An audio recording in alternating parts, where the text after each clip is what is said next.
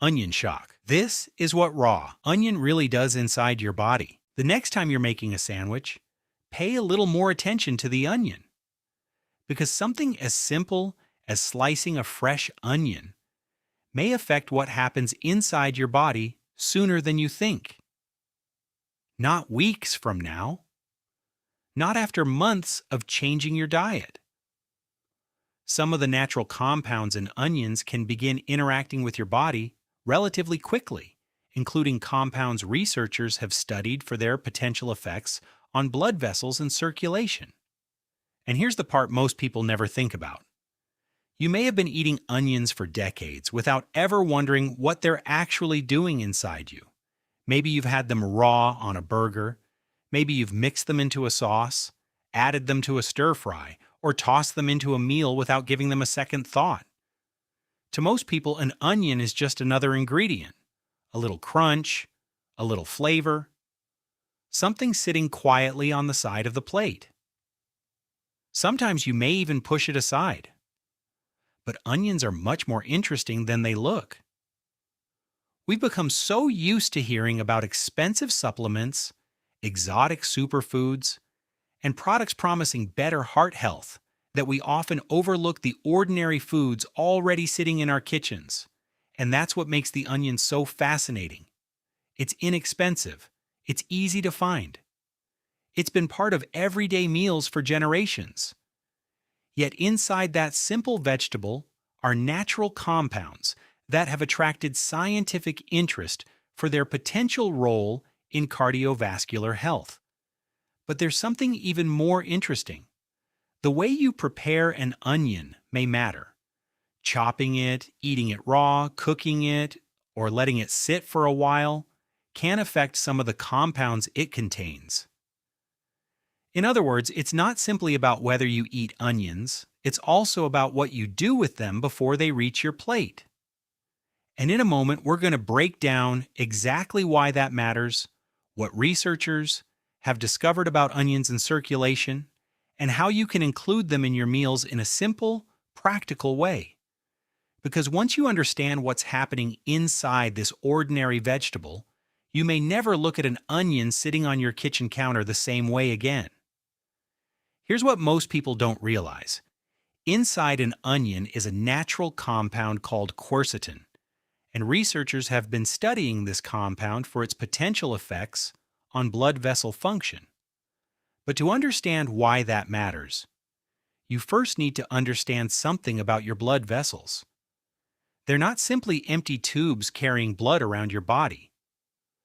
The inside of every blood vessel is lined with a thin layer of cells called the endothelium. Think of it as a control system that helps your blood vessels respond to what your body needs.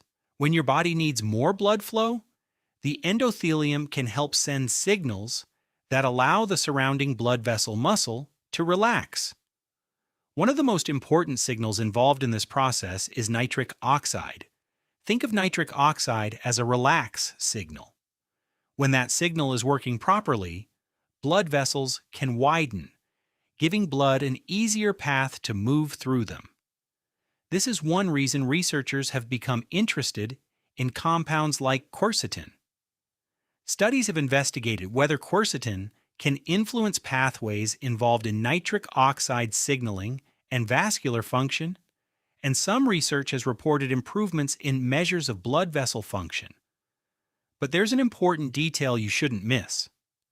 A research study using a specific amount of quercetin is not the same thing as simply eating one onion and expecting an immediate change in circulation. The real question is how much quercetin you're actually getting, how your body responds to it, and how the way you prepare the onion may affect what remains in the food. And that's where this gets even more interesting, because the onion sitting on your kitchen counter isn't just about what it contains, it's also about what happens to those compounds between the cutting board and your plate. This matters more than most people realize, because you don't normally feel your vascular function working. You don't wake up in the morning and think, my blood vessels seem a little less flexible today. Your blood vessels are doing their job quietly in the background, responding to what your body needs moment after moment.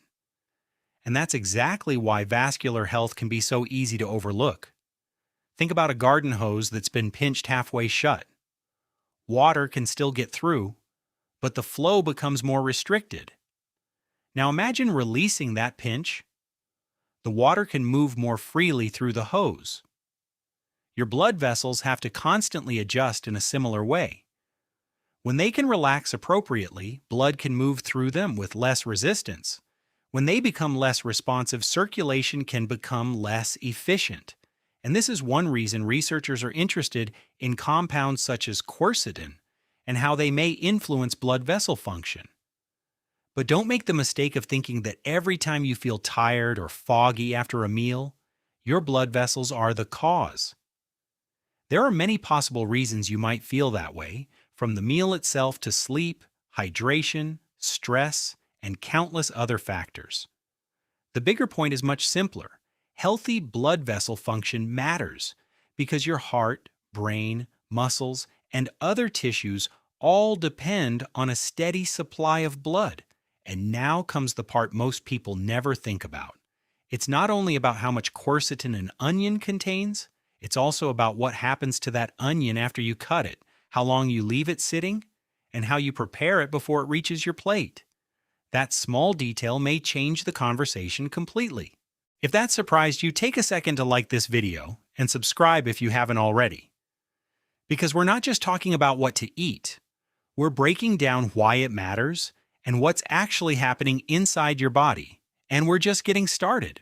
Now here's the part that surprises people even more. Onions aren't just about quercetin. When you cut into a fresh onion, you're breaking open its cells and releasing a whole group of sulfur-containing compounds. They're part of the reason your eyes water and your kitchen suddenly smells like onion. But their story doesn't end there. Researchers have also studied compounds found in onions and other allium vegetables for their potential effects on platelet activity, including platelet aggregation. So why does that matter? Because platelets have an important job. When you get a cut, they rush to the damaged area and begin sticking together to help stop the bleeding. That's exactly what you want when you're injured. But platelet activation also has to be carefully regulated. When platelets become overly activated in the wrong setting, they can contribute to the formation of blood clots, which can become dangerous if a clot blocks normal blood flow. Some research on allium vegetables has reported changes in platelet aggregation under specific study conditions. But here's the important distinction. That doesn't mean eating one raw onion will suddenly thin your blood or prevent a dangerous clot. What it does tell us is that onions contain several biologically active compounds that researchers are continuing to investigate for their potential cardiovascular effects. And this brings us back to the bigger picture. Every second of every day, your blood is delivering oxygen and nutrients throughout your body. Your brain, muscles, heart, and every other tissue depend on that circulation working properly. If you sometimes feel tired or less focused during the day, there can be many possible reasons, and you shouldn't automatically blame your circulation, but it does highlight why healthy blood vessels and properly regulated blood flow matter so much. And here's where the onion gets even more interesting, because it's not only about what's inside the onion, it's also about what happens to those compounds after you cut it, how long you leave it sitting, and how you prepare it before you eat it. And that small detail is something most people never think about. So what do you actually do with this information? There are 4 simple things you can keep in mind when you're preparing onions. First, consider eating some of your onion raw. Cooking doesn't automatically make onions unhealthy, and you don't need to avoid cooked onions. But some of the sulfur-containing compounds in fresh onion are sensitive to heat, while different cooking methods can affect quercetin and other plant compounds in different ways. So if you enjoy raw onion, add some to a sandwich, toss it into a salad, or use it as a topping after your food is cooked. You don't have to eat every onion raw. Just think of raw onion as another easy way to include these compounds in your diet. Second, pay attention to the variety. Red and yellow onions can both be good choices, and the amount of quercetin and other flavonoids can vary considerably from one onion variety to another. Red onions are often particularly rich in flavonoid compounds, although the exact amount depends on the variety. So when you're standing in the produce aisle, don't think of onion color as just a matter of appearance. Different varieties can have different nutritional profiles.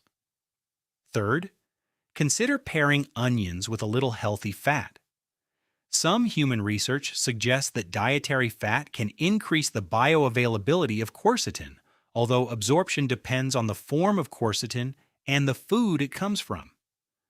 So something as simple as chopped onion with tomatoes, a drizzle of extra virgin olive oil, and a squeeze of lemon can be a practical combination. You're not creating a miracle formula. You're simply pairing a nutrient-rich vegetable with a healthy source of fat as part of a balanced meal. And fourth, don't rush to eat your onion the second you cut it. When you chop an onion, you break open its cells and allow enzymes to react with sulfur-containing precursors. Giving the chopped onion a few minutes to rest allows some of those reactions to take place before you eat or cook it. So if you're using fresh onion, try this simple habit. Chop it, let it sit for a few minutes, and then add it to your meal. No complicated recipe, no expensive supplement. Just a small preparation habit that may help you make the most of a very ordinary vegetable. And there's one more question we haven't answered yet. If onions contain all these interesting compounds, how much do you actually need to eat to make them worth adding to your daily diet? You're not just eating onions because they taste good anymore. You now understand that there's more happening inside that simple vegetable than you can see on your plate. And that small shift in perspective can change the way you shop, the way you cook, and the way you think about the everyday foods already sitting in your kitchen. So think about this. The next time you're standing in the produce section, looking at a pile of onions that all seem almost identical, are you going to reach for the same one you've always grabbed out of habit? Or are you going to pay a little more attention to the variety, the way you prepare it, and the compounds we've been talking about?